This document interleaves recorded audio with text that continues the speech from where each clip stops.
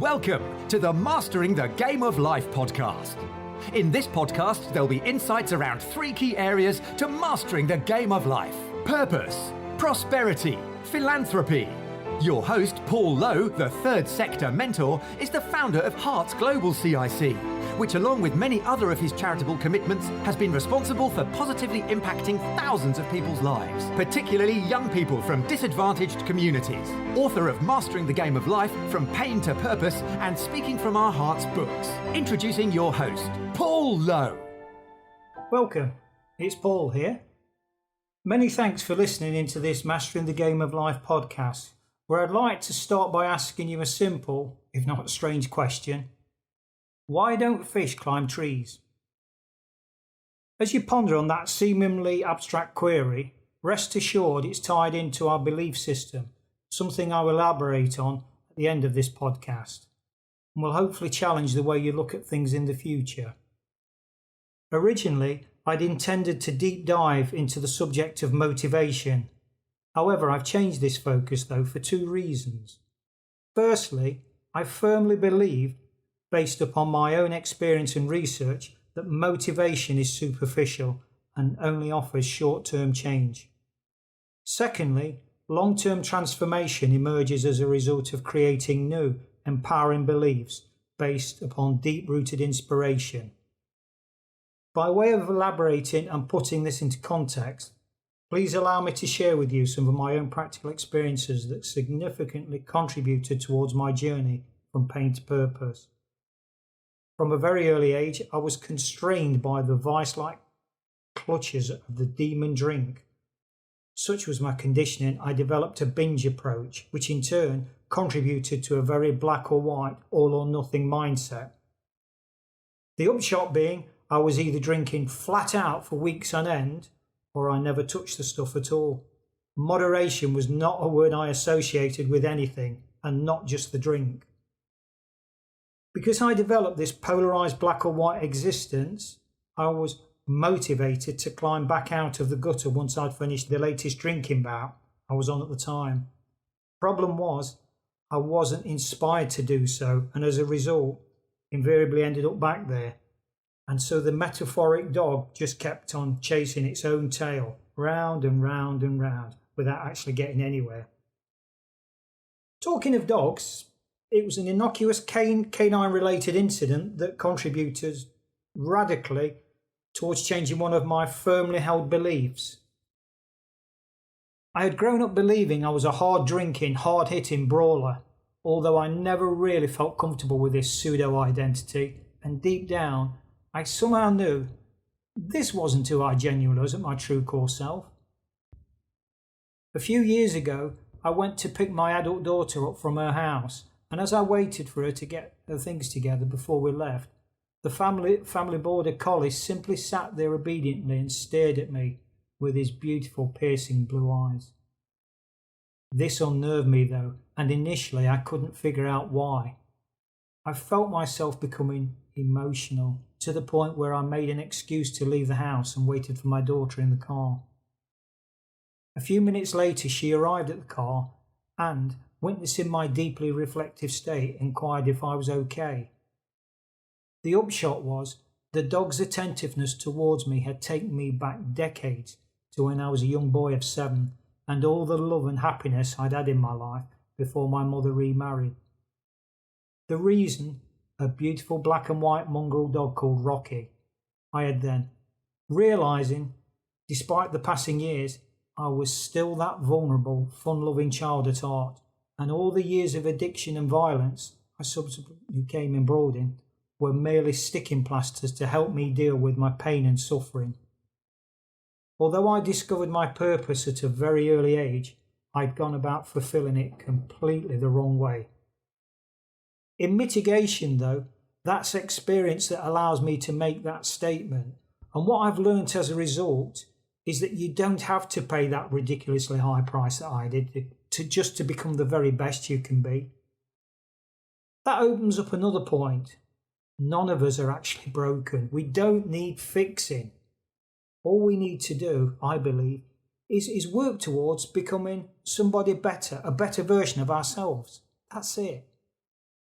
Interesting how the Japanese rebuilt their whole country, culture and economy during the war on this, throughout the Kaizen continuous improvement approach of our exceptional performances of yesterday will barely suffice for today and won't be nowhere near good enough for tomorrow.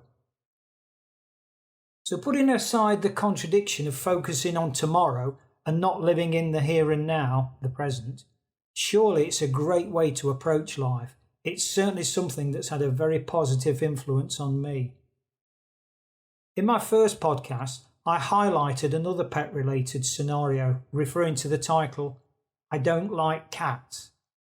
This was about having that lifelong belief until decades later when it was actually put to the test. The fragile young kitten was fatally hit by a car, and this left me devastated. Another fervent belief that I held from a very, very early age onwards was based around the 3 most important words that you can ever say to someone. I've asked this question to so many people over the years, and a very, very high percentage have confirmed the expected response of, I love you. However, I'd like to come back and challenge this towards the end of the podcast. There have been countless examples of how I and the masses of people that I've spoken to have had a really strong belief around something, only to later discover that same belief is actually without legs to support it.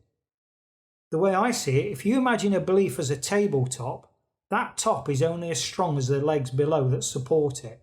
These reference legs can be used to support or weaken anything at all we choose to believe. It's simply a case of establishing what beliefs will empower and serve us in pursuit of our goals, for example, and then looking for experiences in our lives to support that belief. The reality is, absolutely anything can become a belief, positive or negative, hence the old cliche of be careful what you focus on. Our beliefs come from a number of sources, including our environment, our education, our past outcomes, events in life, and creative thinking. What I've learnt over the years, it's the last one, creative thinking, where there is real power to serve us. Our thoughts and words are massively influence our beliefs. And to prove the point, I like to share with you a couple of simple exercises starting around thoughts.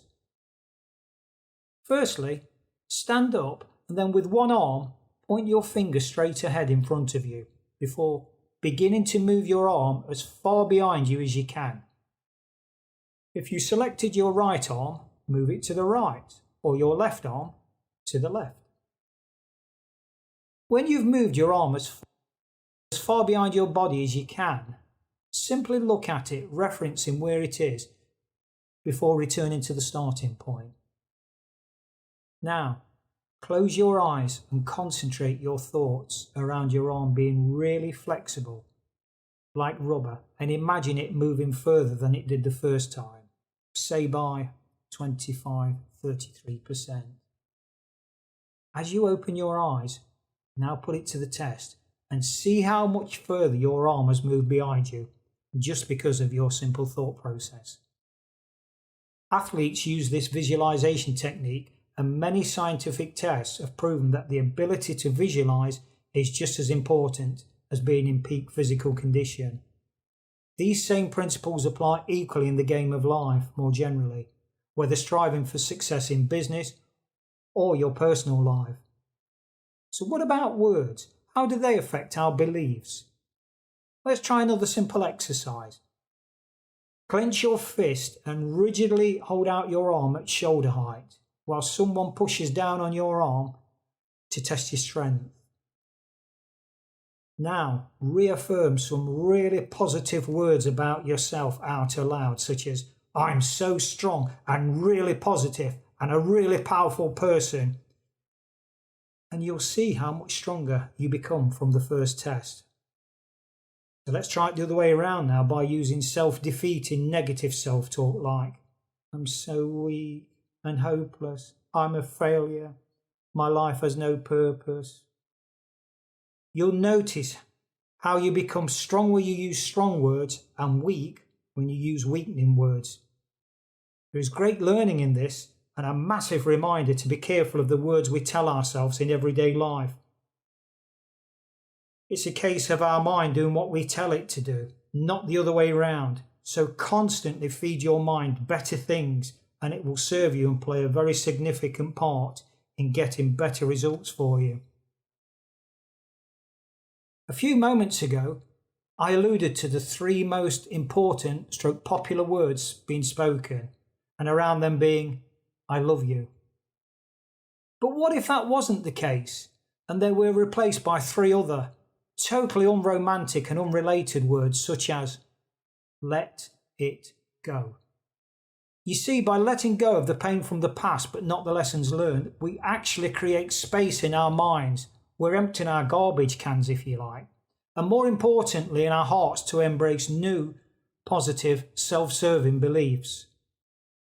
On the subject of let it go, I'd like to share some words from an unknown author about the reality of what it means to let go. To let go does not mean to stop caring. It means I can't do it for someone else. To let go is not to cut myself off, it's the realization I can't control another. To let go is not to enable, but to allow learning from natural consequences.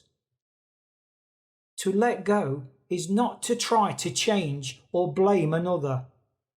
It's to make the most of myself. To let go is not to care for, but to care about. To let go is not to fix, but to be supportive. To let go is not to judge, but to allow another to be a human being. To let go is not to be in the middle of arranging all the outcomes, but to allow others to affect their own destinies. To let go is not to be protective, it's to permit another to face reality. To let go is not to deny, but to accept. To let go is not to nag, scold or argue, but instead to search out my own shortcomings and correct them. To let go is not to adjust everything to my desires, but to take each day as it comes and cherish myself in it. To let go is not to criticise and regulate anybody, but to try to become what I dream I can be. To let go is not to regret the past, but to grow and live for the future. To let go is not to lose power, but to open to the power within. To let go is to fear less and love more. At the top of this podcast, I set the scene by asking the question, why don't fish climb trees? On the surface of it, a strange one to ask, but isn't the reality that most people would naturally believe that fish don't climb trees? That's their belief, it's their truth, and it's based on their present awareness. The reality is, though, some fish do climb trees. The Indian climbing perch, the climbing catfish, the mangrove killifish, and even the snakehead have the ability to scamper up trees, probably in search of food or to escape other predators in the water. So in summary, just a gentle reminder how awareness precedes beliefs, which in turn precedes creativity. It's as simple as ABC. Drop me a line to paul@paullowehearts.com if you've got any thoughts or any questions, and I'll be more than happy to respond. Alternatively, why not check out my website at paullowehearts.com or any of my social media feeds. Thank you for listening to this Mastering the Game of Life podcast, and until next time, remember, mastering life starts by embracing our hearts. Thank you and take care. Thanks for listening to the Mastering the Game of Life podcast. Drop a line to paul@paullowehearts.com with any thoughts or questions you may have, and he'll be more than happy to respond.